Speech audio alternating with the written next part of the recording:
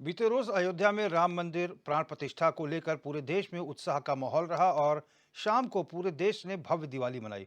BJP के वरिष्ठ नेता और दर्जाधारी राज्य मंत्री ज्योति प्रसाद गैरोला का कहना है कि राम मंदिर प्राण प्रतिष्ठा एक ऐतिहासिक कदम रहा और उत्तराखंड में से आगामी 25 तारीख को हजारों की संख्या में लोग रेल मार्ग के जरिए रामलला के दर्शन करने जाएंगे।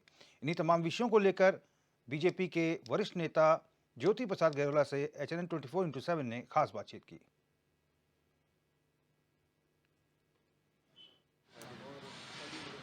राम मंदिर प्राण प्रतिष्ठा के बाद पूरे देश में दिवाली जैसा माहौल है और अभी ये दिवाली रुकने वाली नहीं है। हमारे साथ भारतीय जनता पार्टी के वरिष्ठ नेता ज्योति प्रसाद गैरोला जी हैं। गैरोला सर, पूरे देश में दिवाली मनाई जा रही है और ये दिवाली दीपोत्सव का क्रम जो है अभी लग रहा है कई दिनों तक चलता रहेगा। कल का दृश्य वास्तव में बहुत अद्भुत था, अकल्पनीय था। ऐसा कभी सोचा भी नहीं था। हम सब लोग अपने आप को बहुत भाग्यशाली मानते हैं कि हमारे जीवन काल में अवसर आया कि हमने उस संघर्ष को भी देखा और कल जो है भगवान रामलला को प्रतिष्ठित होते हुए भी देखा। वास्तव में हम बहुत सौभाग्यशाली हैं और वास्तव में 140 करोड़ भारतवासी, 1.25 करोड़ उत्तराखंडवासी ये अपने आप को कल धन्य मान रहा था।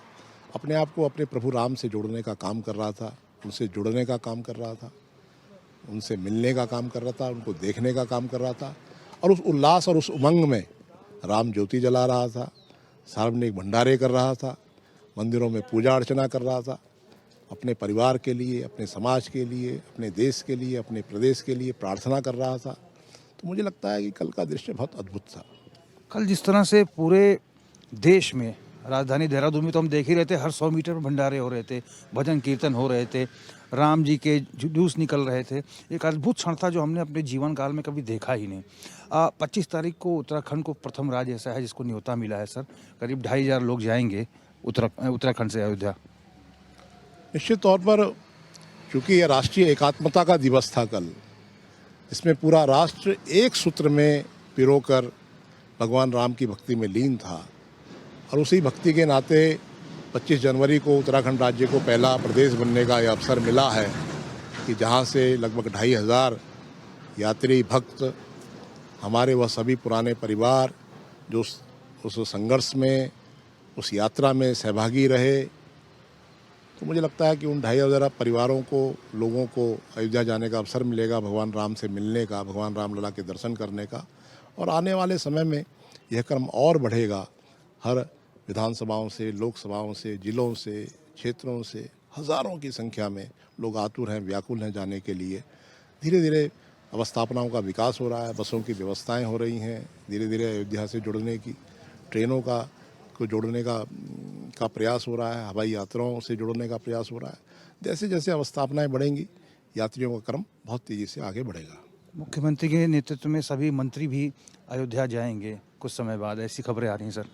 हाँ, मुख्यमंत्री जी ने कहा है कि उनकी पूरी कैबिनेट अपने पूरे मंत्रिमंडल के सहयोगियों के साथ अयोध्या में भगवान रामलला के दर्शन करने जाएंगे और मुझे लगता है कि प्रदेश की यशस्वी मुख्यमंत्री पुष्कर सिंह धामी जी के नेतृत्व में पूरा कैबिनेट अपने 1.25 करोड़ उत्तराखंड वासियों की सुख, शांति, समृद्धि, विकास के लिए वहाँ प्रार्थना करेगा और एक बहुत ऐतिहासिक क्षण होगा, बहुत ऐतिहासिक पल होगा जब प्रदेश के मुख्यमंत्री अपने सभी सहयोगियों के साथ वहाँ पर दर्शन करेंगे। सर, अयोध्या का पूरा कायाकल्प हो गया। भव्य अंतर्राष्ट्रीय एयरपोर्ट, भव्य रेलवे स्टेशन, रामपथ, पूरा शहर लग ही नहीं रहा है कि ये वही अयोध्या है। अयोध्या का जो स्वरूप कल दिखाई दे रहा था वो एक दिव्य अयोध्या, भव्य अयोध्या, नव्य अयोध्या, एक नए कलेवर में सजी हुई अयोध्या। जैसे अयोध्या का एक कोना कोना, अयोध्या का एक एक कण, एक एक जन वो आनंदित था अपने रामलला के उस उत्सव के लिए, उस उत्सव से जोड़ने के लिए। तो मुझे लगता है कि आने वाले समय में अयोध्या पूरे विश्व के एक ऐसे धाम के रूप में विकसित होने वाला है जहाँ पे करोड़ों करोड़ भक्त अयोध्या जाने को बेताब रहेंगे, वहाँ से जुड़ने को बेताब रहेंगे। मुझे लगता है कि आने वाले समय में अयोध्या एक बड़े धाम के रूप में विकसित होने वाला है। सर, कांग्रेस के प्रदेश अध्यक्ष करण माहरा का एक बीते रोज स्टेटमेंट आया। चूँकि वो न्योता तो उनके बड़े नेताओं ने ठुकरा ही दिया था राम मंदिर जाने का, लेकिन कल उन्होंने सुंदरकांड किया प्रदेश में कई जगहों पर। कहा कि शंकराचार्य नाराज़ हैं और कि एक ऐसे मुहूर्त में ये प्राण प्रतिष्ठा हुई है, कहीं अनहोनी ना हो जाए, इसको लेकर हम सुंदरकांड कर रहे हैं। आपका क्या रिएक्शन सर? अनहोनी तो सुनिश्चित है। कांग्रेस के साथ बहुत बड़ी अनहोनी होने वाली है।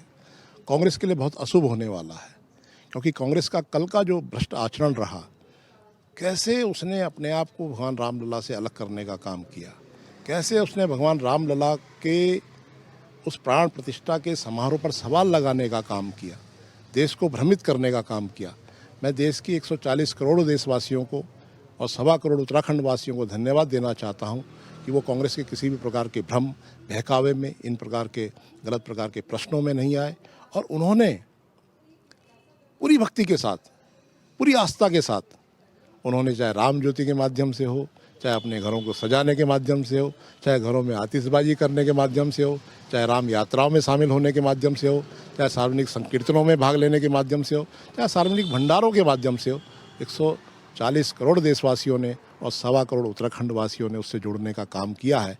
कल कांग्रेस पूरी तरह से अलग थलग दिखाई दे रही थी। वो कोने में बैठकर वह, मुझे लगता है कि वो प्रायश्चित ही कर रहे होंगे कि वास्तव में उनसे बहुत बड़ी चूक हो गई।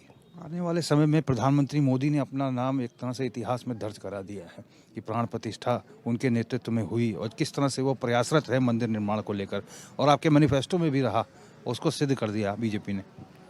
कल जिस प्रकार से मोदी जी को हम देख रहे थे, सुन रहे थे, समझ रहे थे, तो वो 11 दिन के तप नियम करने वाला, वो कठोर तपस्या करने वाला वो साधक, कल वो ब्रह्मर्षि भी दिखाई दे रहा था, राजर्षि के रूप में दिखाई दे रहा था, वह एक तपस्वी के रूप में दिखाई दे रहा था।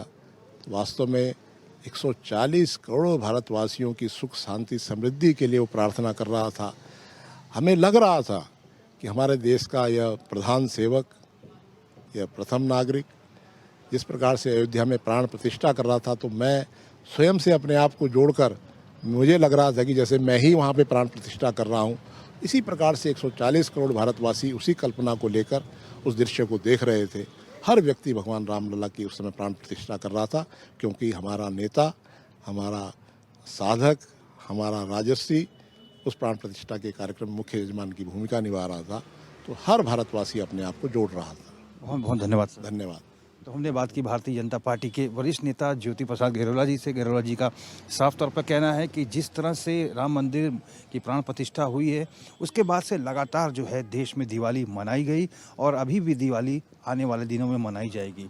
वहीं 25 तारीख को उत्तराखंड से को पहला न्योता मिला है राम मंदिर दर्शन का। उत्तराखंड से हज़ारों की संख्या में भक्तजन अयोध्या पहुंचेंगे, रामलला के दर्शन करेंगे और इसके साथ ही मुख्यमंत्री के नेतृत्व में सभी मंत्री भी बहुत जल्द अयोध्या को दर्शन करने जाएंगे। और इसके साथ भी कांग्रेस पर तंज करते हुए, पलटवार करते हुए उन्होंने कहा कि कांग्रेस ने राम मंदिर का न्योता ठुकरा कर अपने पैर पर कुल्हाड़ी मारने का काम किया है। HNN 24/7 के लिए अपने कैमरा पर्सन हरीश भट्ट के साथ मैं रोहित विक्रम सिंह, देहरादून।